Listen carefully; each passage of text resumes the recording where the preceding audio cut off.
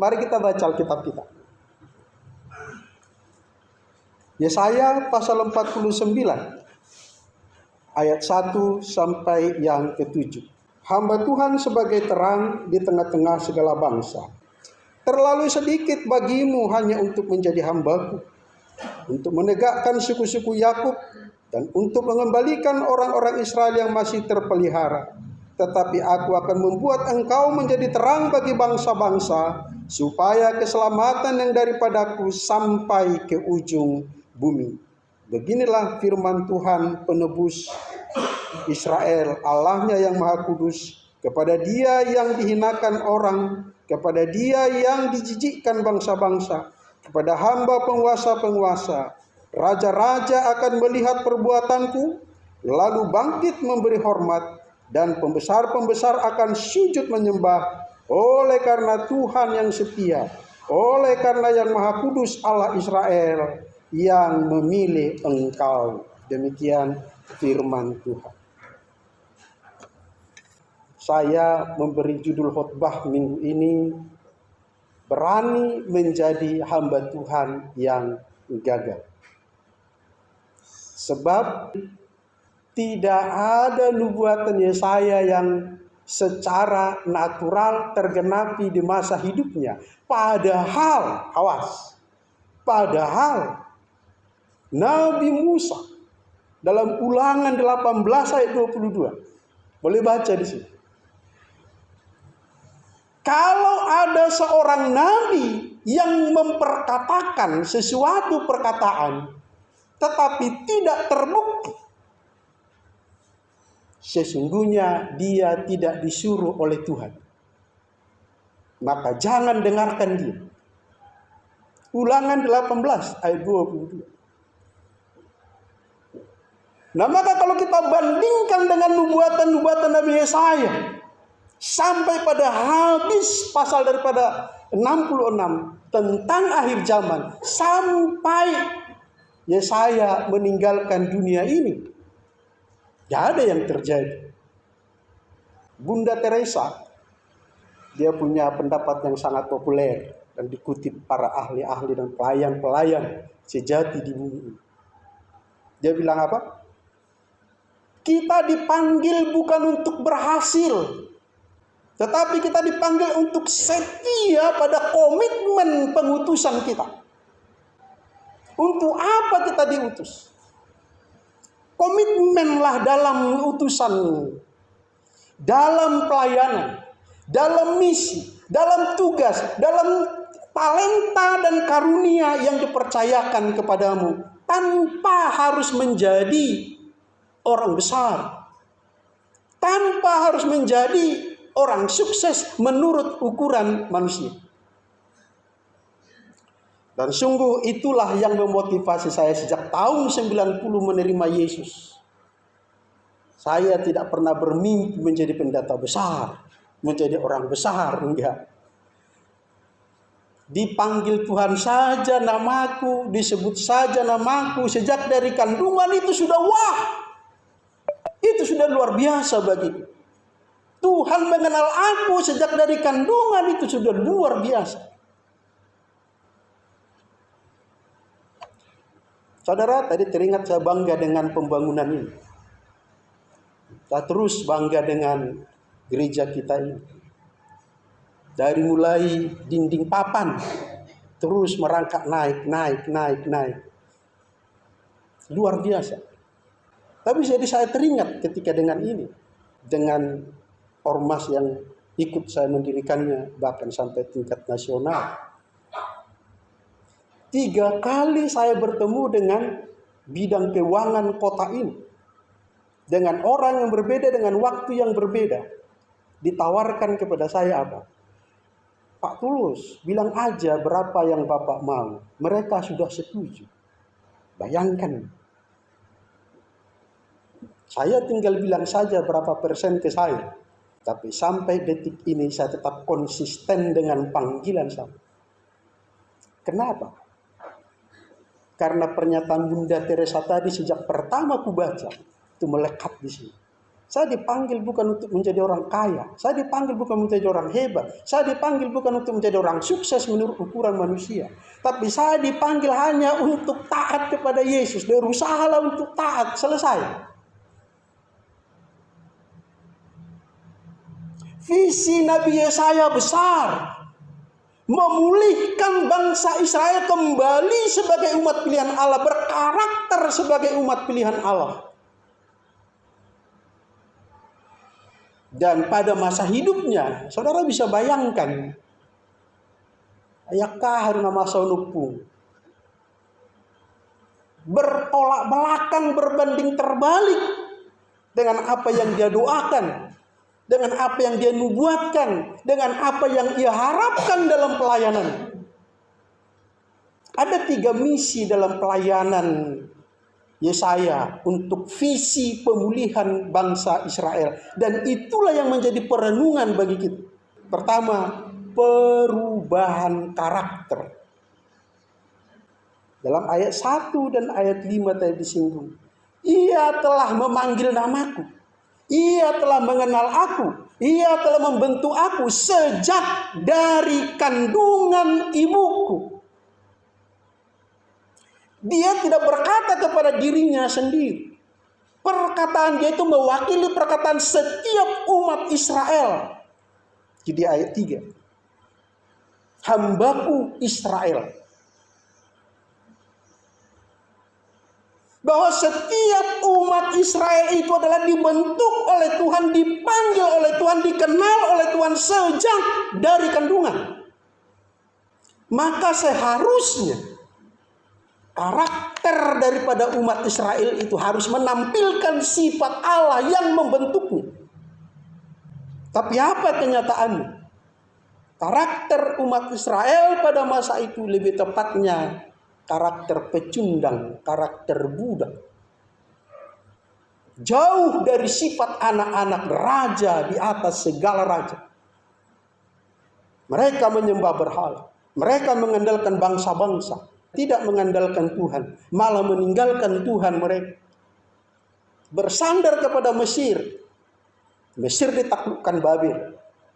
Mereka menjadi taklukan bagi Babel. Hukum-hukum mereka di bawah taklukan Babel, diatur, didikte oleh Babel.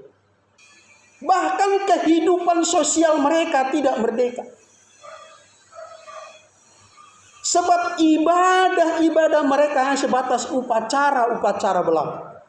Bagaimana mungkin nyata terpancar sifat terang daripada Allah?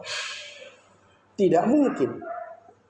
Itulah yang disedihkan Nabi Yesaya. Dan dia merasa terpanggil memulihkan keadaan bangsa ini. Bangsa ini pilihan Tuhan. Bangsa ini umat yang kudus. Moralnya, karakternya harusnya suci, harusnya mulia, harusnya agung. Tidak seperti yang saya lihat ini. Begitupun dengan kita, saudara yang dikasihi oleh Tuhan. Kita dengan bangga berkata, saya anak Tuhan. Saya lahir baru. Saya pengikut Kristus. Tapi apakah sinarnya Kristus, terangnya Kristus terpancar dari kehidupan kita? Coba kita timbang setiap hari-hari yang kita lalui. Mana lebih banyak waktu untuk menyenangkan Tuhan atau menyenangkan dirimu sendiri? Mana lebih condong kau menaati firman Tuhan atau mengikuti keinginan daging, ambisimu, kemauanmu? Kalau disebut anak Tuhan, tebusan Kristus, harusnya kita memancarkan sang terang ilahi itu sendiri. Dialah terang Allah. Dialah terang dunia. Dari mana itu terpancar? Dari kehidupan kita. Hampir setiap pelayan-pelayan Tuhan dari ex non-Kristen dengan lantang berkata, kalau aku melihat pola hidup orang Kristen, Kalau karena itu saya ikut Yesus, maka 100% saya akan kembali ke agama saya yang lama. Ini menjadi gambaran kepada kita, berarti dalam penilaian orang secara umum, pola hidup yang kita jalani, karakter kita belum seturut dengan pola Kristus. Belum. Itu sebabnya mereka berkata, kalau kulihat pola hidup orang Kristen, lebih bagus aku balik ke agamaku yang lama. Perubahan karakter itu adalah hasil penaklukan diri kepada Kristus. Hasil penyerahan hidup kepada Kristus. Itu bukan sesuatu yang dari luar dibawa ke dalam. Itu hasil perubahan dari sini. Roma 12 ayat 2. Berubahlah oleh pembaharuan budi. Orang yang menaklukkan dirinya kepada Kristus, yang menyerahkan dirinya, hidupnya kepada Kristus, karakternya akan berubah, berusaha pelan demi pelan atau lama-lama, lama-kelamaan sampai sempurna menjadi sama dengan Kristus. Yang kedua, apa misi yang terkandung daripada visi Yesaya tentang pemulihan bangsa Israel yang juga menjadi misi, tugas dan perenungan bagi kita. Pergumulan bangsa menjadi pergumulannya pribadi. Keadaan Yehuda yang dilihat oleh Yesaya, itu dia ambil menjadi pergumulan dia secara pribadi. Ayatnya yang kedua kita baca sama-sama. Ia telah 1-2 ya. Ia telah membuat mulutku sebagai pedang yang tajam dan membuat aku berlindung dalam naungan tangan. Ia telah membuat aku menjadi anak panah yang runcing dan menyembunyikan aku dalam tabung panahnya. Yesaya sekali lagi, kata aku di situ bukan hanya dirinya sendiri, tapi perwakilan dari setiap orang yang disebut keturunan Yakub, yang disebut keturunan Ishak, yang disebut umat pilihan Allah. Bahkan hari ini termasuk bagi kita. Kita bisa berkata tentang saya. Bapak Ibu bisa berbicara bahwa Alkitab ini, ayat ini berbicara tentang saya. Ia telah membuat mulutku sebagai pedang yang tajam. Untuk siapa? Untuk umat Israel. Yesaya memposisikan dirinya sebagai hamba Tuhan, wakil Tuhan, mandataris Allah, menasihati umat Israel. Dan selanjutnya dia mewakili, menyatakan dirinya, memposisikan dirinya sebagai perwakilan umat Israel untuk menyatakan kemarahannya kepada bangsa-bangsa lain, termasuk bangsa yang menguasai Israel pada masa itu. Aku menjadi pedang yang tajam, aku menjadi mata panah yang runcing. Dan hari ini, saudara yang dikasihi oleh Tuhan, engkau dan aku harus berani mengatakan ini. Aku menjadi pedang yang tajam untuk menyampaikan firman. Aku menjadi anak panah yang runcing. Tidak ada satu hati yang meleset daripada sasaran Allah. Hatimu ditusuk oleh Tuhan. Saya tidak menyenter-nyenter pribadi. Tuhan yang berbicara kepadamu secara pribadi. Begitupun dengan engkau harus berani berkata dalam hidupmu, dalam pelayananmu, dalam rumah tanggamu, aku ini adalah pedang yang tajam. Aku ini adalah panah yang runcing. Dia melihat keadaan bangsa itu. Perlu pembaharuan, perlu pemulihan. Pada masa kita sekarang ini yang tinggal di Indonesia, kalau engkau lihat, kalau kita lihat, ada tindakan-tindakan intoleran, penistaan, begal, perampasan hak, ketidakadilan hukum, kesenjangan sosial. Itu harus menjadi bebanmu secara pribadi. Bawa itu dalam hatimu kepada Allah. Jangan hanya berkeluh kesah, jangan hanya jadi menonton. Tuhan, lihatlah keadaan bangsa kami. Bapak Ibu yang seusia saya masih ingat tahun 70 sampai 80-an. Ya, bagaimana sekolah itu? Seragam sekolah bagaimana? Kehidupan sosial kita antar umat beragama bagaimana? Sangat-sangat indah. Enak. Sangat berbeda. Kasihan dengan anak-anak kita yang sekarang. Ada sesuatu yang tidak beres di bangsa ini. Bangsa ini sebenarnya tidak sedang aman. Ada pergolakan yang begitu dahsyat. Maka kalau engkau tidak membawa ini kepada Tuhan, lalu siapa yang kau harapkan membawa itu? Itulah yang dilakukan oleh Nabi Yesaya.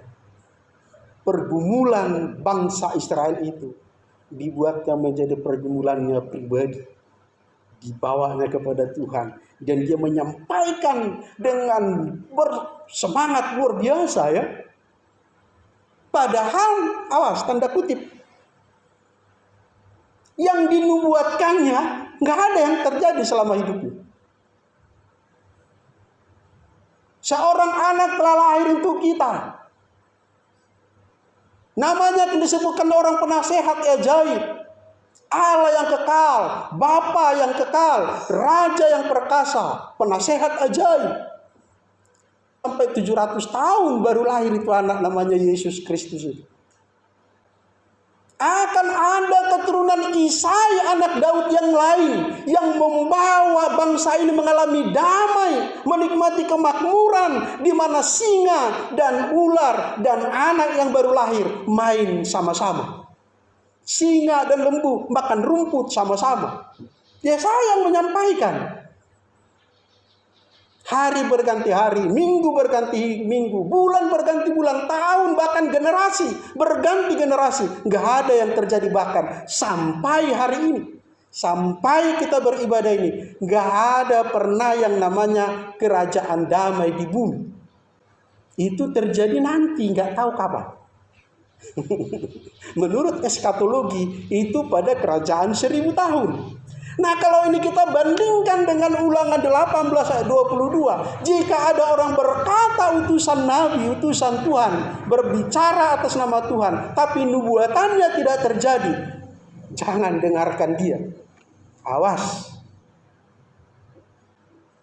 Yang ketiga, apa yang harus kita renungkan dari misi daripada Yesaya, pemulihan Israel, pemulihan keluarga kita, pemulihan gereja kita, pemulihan bangsa kita, kesetiaan dalam menjalankan misi, kesetiaan dalam pelayanan, kesetiaan dalam mengikut Yesus Kristus.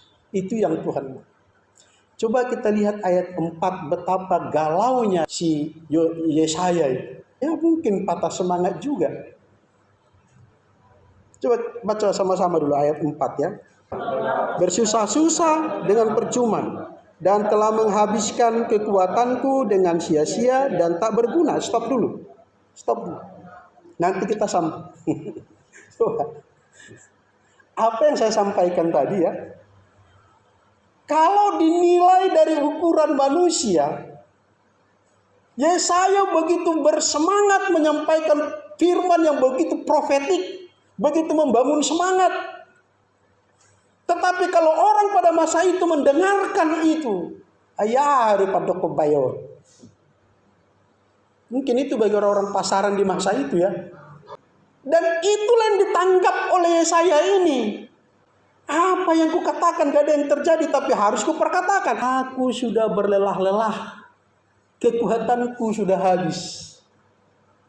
Kalau secara naturalnya dia sedang galau ya. Dia sedang kecewa. Tapi kemudian dia tidak kehilangan visi. Dia tetap menyadari tujuan panggilan. Kita lanjut bacaan itu. Namun 1-2 ya. Namun hakku terjamin pada Tuhan dan upahku pada Allah. Nah, ini awas. Yesaya menyadari tujuan panggilannya itu bukan menjadi populer, bukan menjadi orang hebat. Yesaya menyadari bahwa hasil pelayanannya bukan terjadi pada masa hidupnya, tetapi sesudah masa hidupnya. Dan memang saudara dikasihi Tuhan, saudara harus tahu, berbeda pola pelayanan raja dengan nabi. Kalau hasil keberhasilan dari seorang raja itu dapat dilihat dan dinikmati selama dia berkuasa, itu kalau dipanggil menjadi raja, itu karunia sebagai raja. Dan kita bisa menikmati itu ketika kita bekerja, ketika kita memimpin. Itu langsung dilihat, dapat dinikmati ketika kita menduduki posisi pemimpin. Tapi kalau karunia nabi itu berbeda. Kalau panggilan nabi, mulai dari Nabi Musa sampai pada Yesus Kristus Tuhan kita, kalau dinilai dari ukuran sukses keberhasilan manusia yang terukur secara program, gagal semua. Gagal. Bahkan Yesus saja, Yesus Kristus, 12 muridnya, hanya 12. Satu mengkhianat. Ketika dia disiksa, dari 12 itu, tak satu pun yang berani bicara, berani maju. Tuhan, biar aku yang menggantikan. Tidak seorang pun. 3,5 tahun dia bersama dengan murid-muridnya itu. Murid-muridnya melihat langsung betapa sucinya, betapa mulianya, betapa salehnya, betapa rendah hatinya, betapa tidak bersalahnya, betapa sucinya Yesus ini. Tapi tidak satu pun dari 12 itu yang berani tampil ke depan. Akulah yang dihukum. Gak ada. Berbeda dengan nabi yang sebelah. Awas. Kalau secara pengaruh, awas ya. Hati-hati nih. Mana lebih berpengaruh, Yesus atau nabi besar yang satu? Pengaruh ya. Nabi besar yang satu.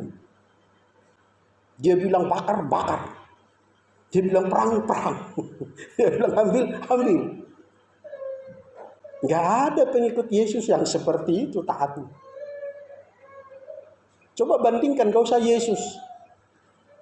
Rohaniawan kita saja. Pendeta Kristen dengan ulama mereka. Mana lebih didengar, mana lebih ditaati oleh jemaatnya? Pendeta Kristen atau perhatikanlah. Nah, maka kalau itu ukuran, awas, harus hati-hati. Dari 12 murid tidak satu orang pun. Petrus hanya sampai di batas nonton. Hanya melihat, bayangin. Yesus disiksa, dihajar, dia sanggup nonton. Harusnya kalau dia sungguh-sungguh percaya Yesus, ini secara natural ya, secara ukuran manusia, secara dunia, harusnya kan dia maju ke depan. Sedangkan Pierre Tendean dalam peristiwa G30S PKI. Ingat anak-anak cerita Pierre Tendean? Dia bilang apa? Saya Nasution. Keren. Mana Nasution? Saya Nasution.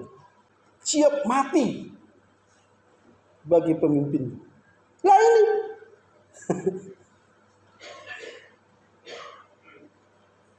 Yang gak usah sampaikan kepada kita, camkan ini baik-baik.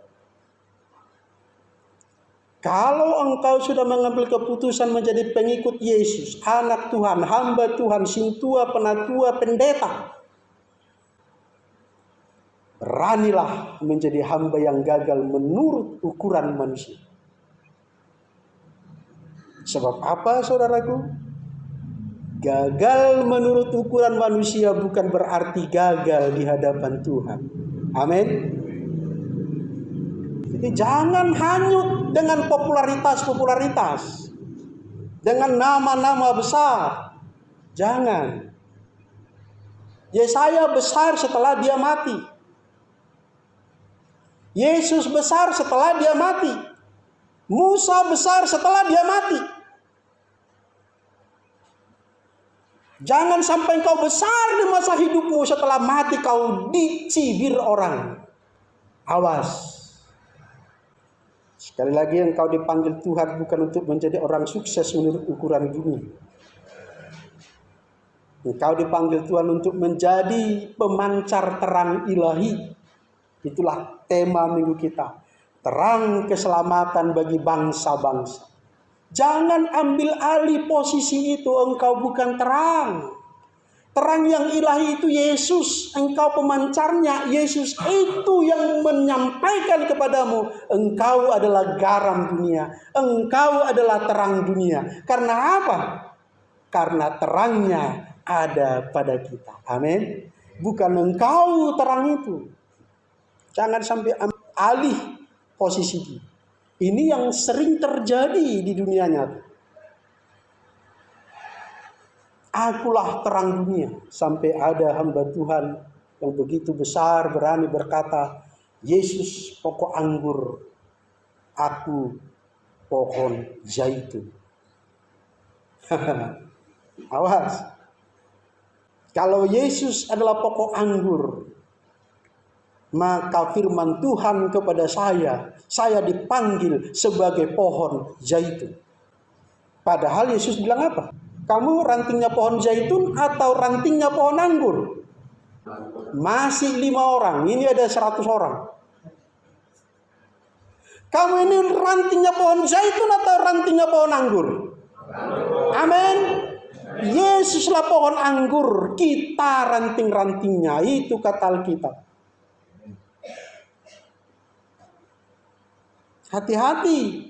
Oleh karena pentingnya popularitas, dia buat sesuatu yang khas menjadi ciri pelayanannya. Dan orang banyak mengikutinya. Gerejanya bercabang-cabang di seluruh Indonesia, bahkan di luar Indonesia. Kasihan. Engkau dipanggil bukan untuk menjadi berhasil. Ingat perkataan Bunda Teresa ketika ditanya, Bunda, engkau sudah sampai tua melayani di Kalkuta, India. Mulai masa mudamu sampai tuamu masih tetap banyak yang berpenyakit lepra.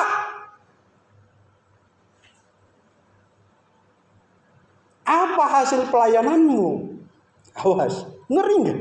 Bayangkan Bunda Teresa sudah mengabdikan dirinya mulai jemaah remaja. Sampai tua, sampai mati karena lepra.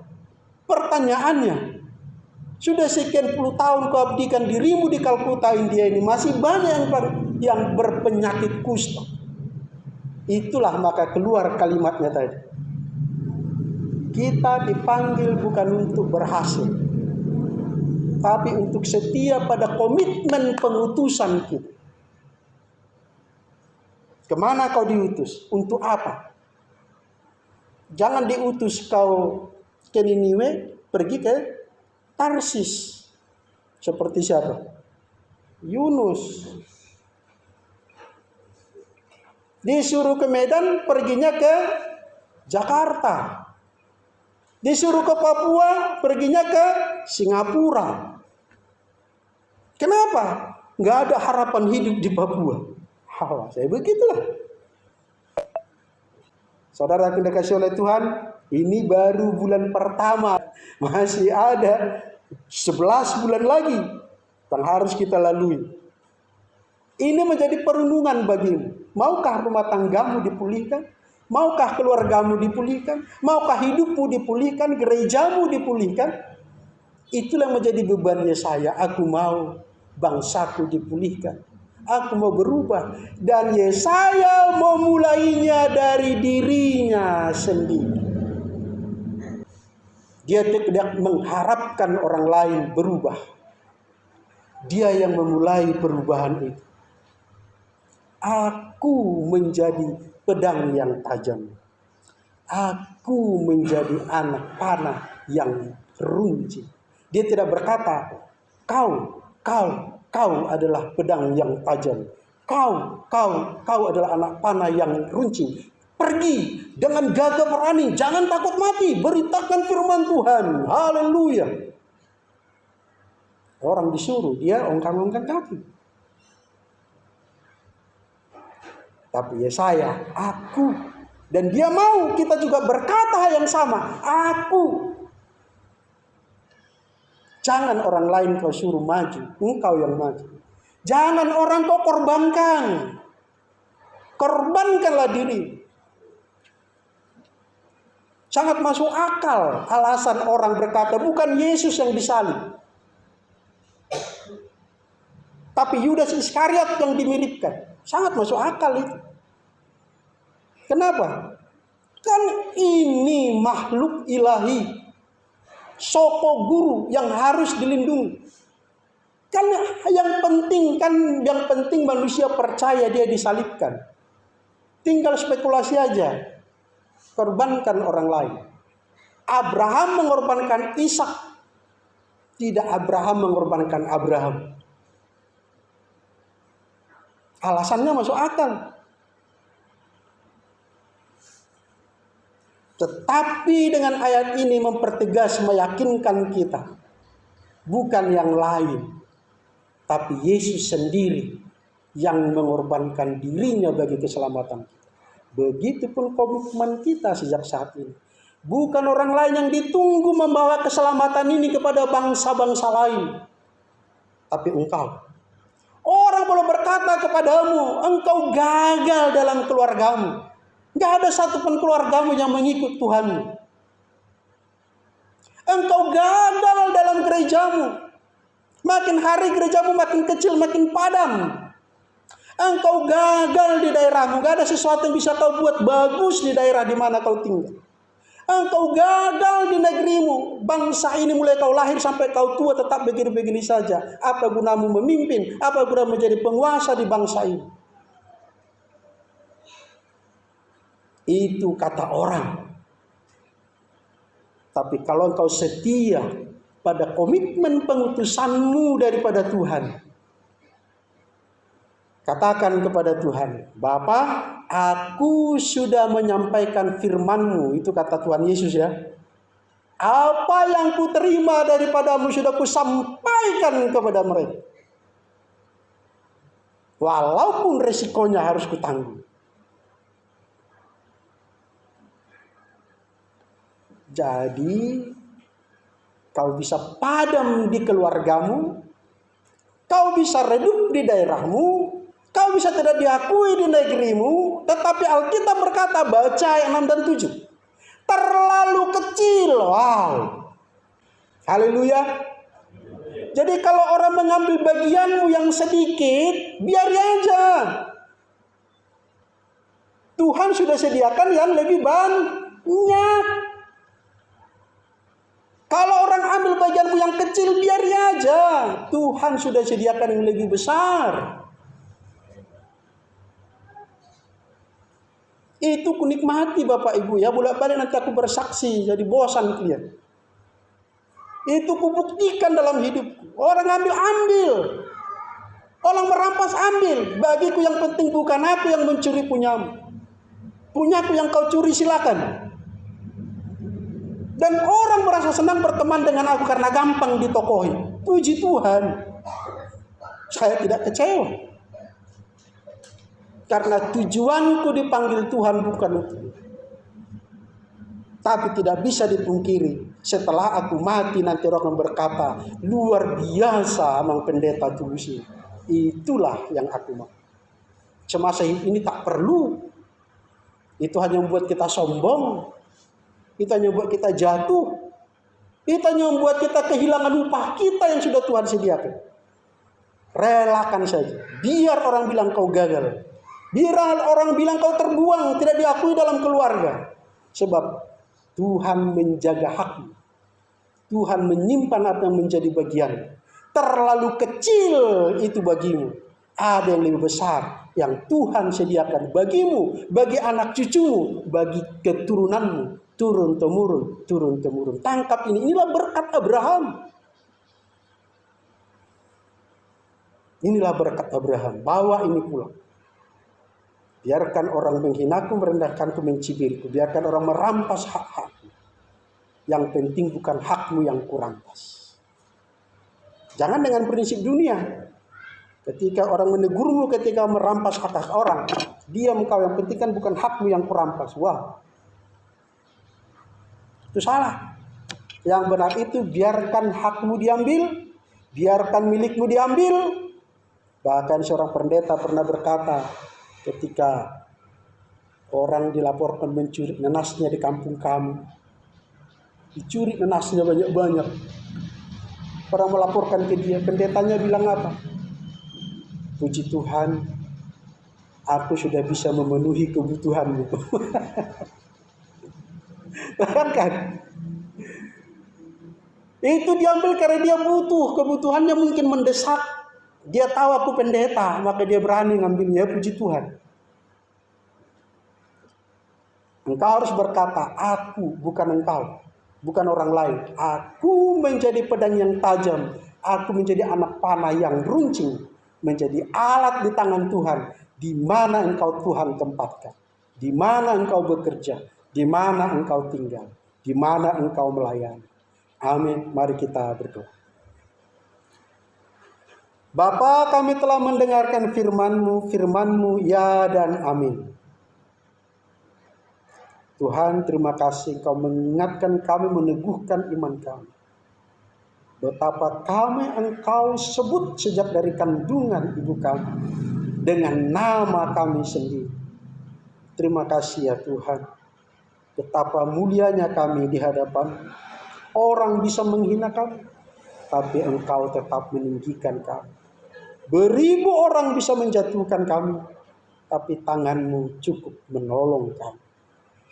Dan terlalu kecil untuk kami mempertahankan hak-hak yang kami pikir itu hebat. Sebab Tuhan sudah menyediakan yang lebih masyhur, yang lebih hebat, yang lebih besar. Sebab hak-hak kami disimpan, dijagai oleh Tuhan.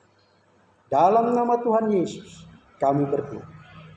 Amin.